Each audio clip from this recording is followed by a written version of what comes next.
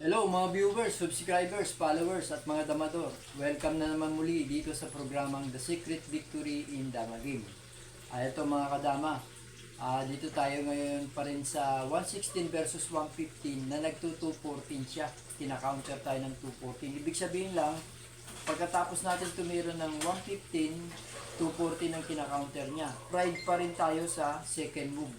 Kaya ito mga kadama. Pero bago tayo magsimula, gusto ko muna i-shoutout yung mga nagla-like, share, subscribe sa programa ko. Si Joan Palan, shoutout sa'yo. Yan. Leo Dula, shoutout sa'yo. At saka si Dante, yung bagong viewers ko. Si Dante at saka si Oguk Pad. Shoutout sa inyong dalawa. At si Jake Davis, shoutout sa iyo Jake. Yan, pamangkin ko yan. Ito nga, ito mga kadama, kung gusto niyo mapuntahan yung kumpletong tirahan ng video na to, pumunta lang kayo dun sa link ng programa na to. Hanapin nyo lang yung nakapost dyan sa Facebook page ko na link na The Secret Victory in Dama Game. Yan, makikita nyo na yung full video ng tirahan na to. Ayan mga kadama, part 1 hanggang part 3. Yan, makikita nyo. Tsaka yung iba pang mga naging tirahan na napunta tayo sa 116 versus 313, 116 versus 314, yan, makikita nyo pa rin yan doon. Kaya, yun nga, mga kadama, pasok lang kayo sa YouTube channel na to at makikita nyo na yung full videos ng mga in-upload kong mga tirahan na pabor sa second move. Ang kalaban ay 116.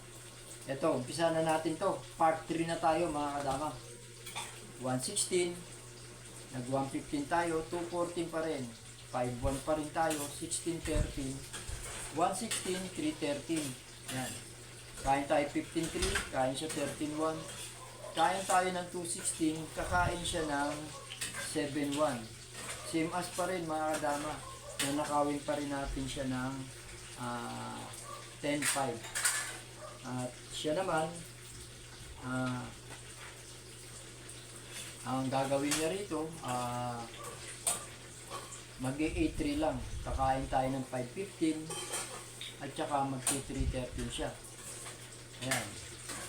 Magpo-14-15 tayo at siya naman mag-11-7. Mag-2-15 tayo. Ayan. 5-1 siya at saka tayo magna 9-5. Yan. Dumaan pa rin tayo dito sa linya ng part 1 and 2. Pero palibasa, maraming liko na tira kaya hindi pa tayo makakaalis. Ayan. Ang best move niya dito, 460 ang tinira niya. Kaya tayo, bumaba agad tayo ng ayan, 14-3. Yan. Ang ginawa niya, nag 7-2 siya, nag 3-8 tayo. Sinayang pa rin tayo dito ng 215, kaya tumakip tayo. Ito yung sa part 2 na nag 16-14 siya. Eh ngayon, kung hindi nag 16-14, tumira lang ng 9-5. Yan. Pag tira niya ng 9.5, pwede na tayong mag 7.2. Yan. Ito mga kadama, obligado siya mag 5.4 at 16.13. So, kung mag 16.13 siya, papakain lang natin ng 3.14. Ayan, bababa naman siya ng 5.4.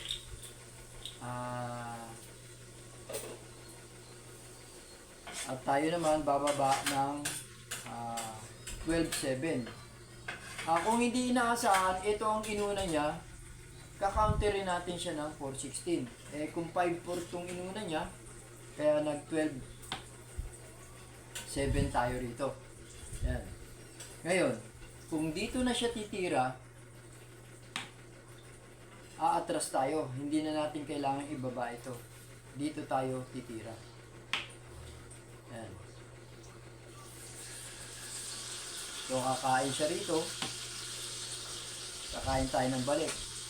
Pag sumayang siya, sasabay lang tayo. So, lamang na tayo dun. Ayan.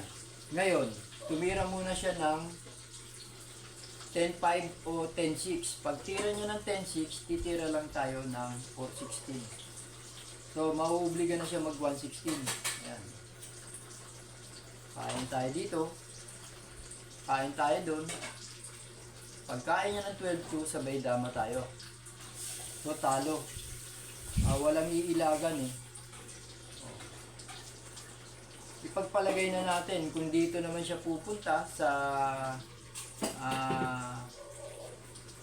10-5, hindi siya nag 10-6, ganito yung sistema nung mangyayari.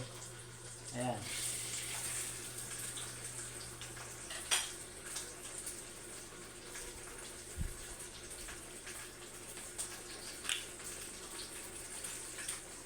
Ayan.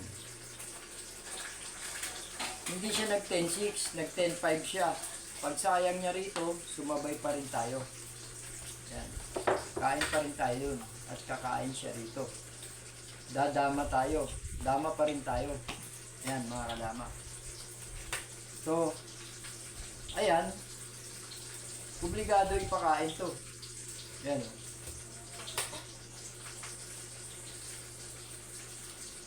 At saka ipakain to. Tsaka siya titira dito. Yan, mga kadama.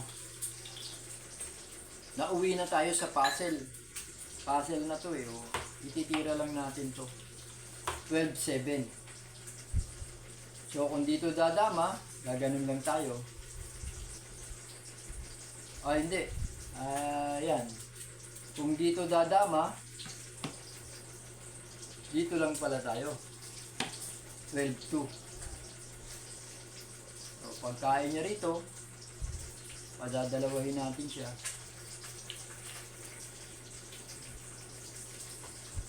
Talo na.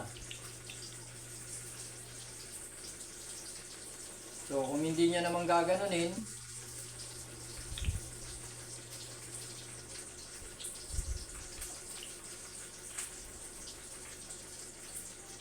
ayan.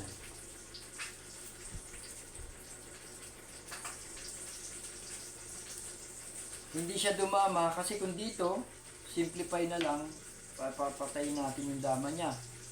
Ngayon, kung dinama niya rito, dito nga tayo nagpunta, talo siya.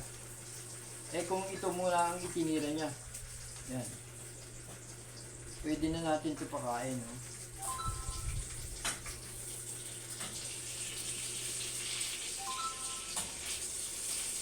Yan, papakain lang natin to. Saka tayo titira dito. Siyempre, bababa siya rito. So, tayo ron. Saka natin lalagay yung dama. Pagpunta niya rito, yan, dadama lang tayo. Gaganon siya. Talo na.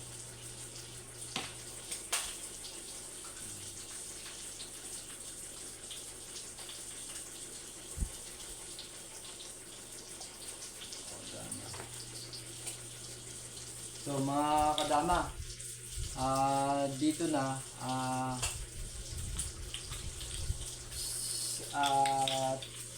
nakita natin na talagang talo. Tignan pa natin doon sa ibang part. Balik natin doon sa simulan ng tira.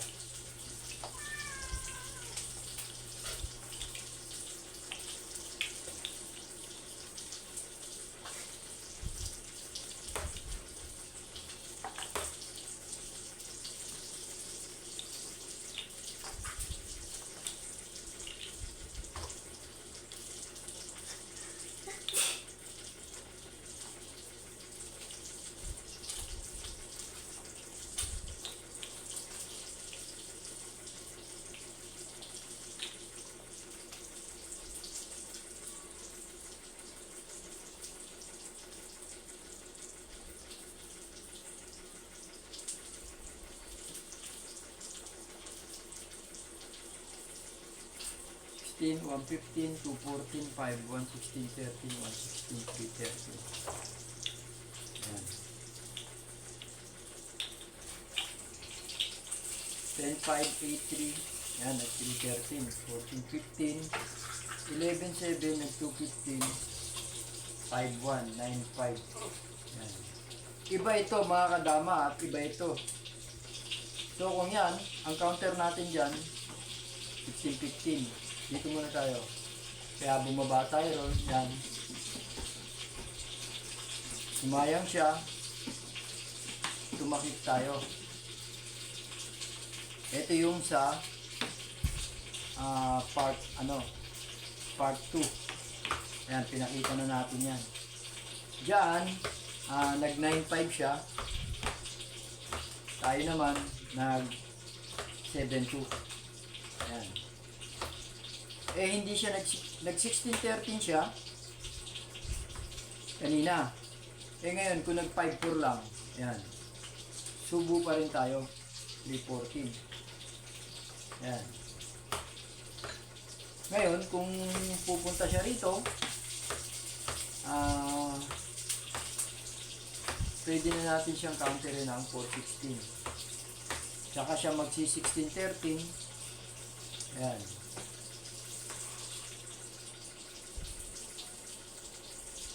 Tsaka titira tayo ng 12.7. Ayan.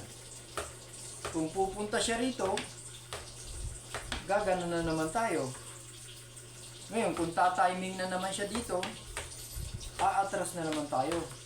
Papunta pa rin to dun sa kanina. Ayan, talagang dun pumupunta mga kadama. Ibig sabihin lang, talagang possible na talagang may talo tong tirahan na to. Dyan sa part na yan. O yan. Umikot na yung posibleng ititira ng puti, pero talagang talo yung kinahinatnan. Ayan.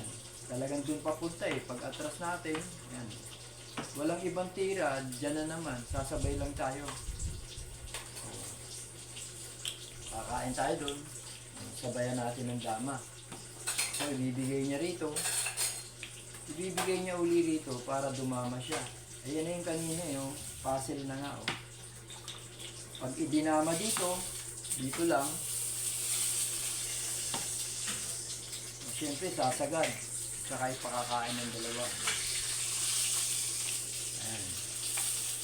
Kaya mga kadama, ito na yung part 3 ng kabuuan ng part 3 ng 116 versus 115. Kina-counter tayo ng 214. Yan. Next time, punta na tayo sa part 4. Kaya ito mga kadama, salamat na naman muli sa pagsubaybay nyo rito sa programa na to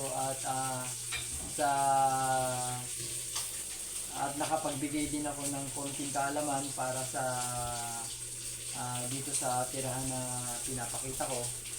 At huwag niyong kakaligtang sumubaybay dito mga kadama. Marami pa tayong ipapakitang variation. Kaya kita-kita ulit tayo sa susunod na pagkakataon. See you soon.